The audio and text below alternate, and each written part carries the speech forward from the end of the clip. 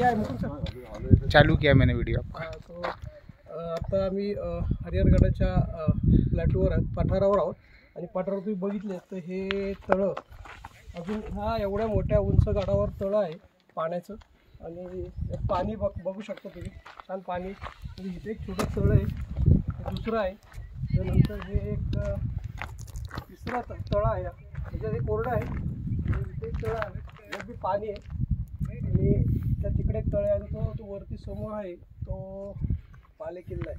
आणि समोर हे बघितलं तर इथं छानपैकी राहण्यासाठी दारुगोळा आहे ना, दारुगोळा साठवण्यासाठी हा एक रूम आहे.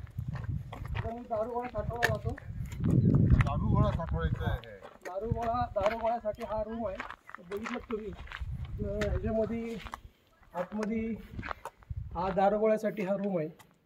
आतमध्ये आमचे सन्मान्य सभासद निरंजन खामकर आतमध्ये गेलेले. दारुगोळा किती आहे का काही शिल्लक बघायला नाहीये. असा किल्ल्यावरती अजून छानपैकी असं दारुगोळ्यासाठी ठेवलेली ही रूम आहे.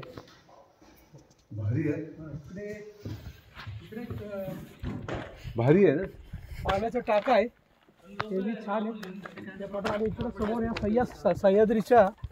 पूर्ण सह्याद्रीच्या डोंगराच्या रांगा आहेत.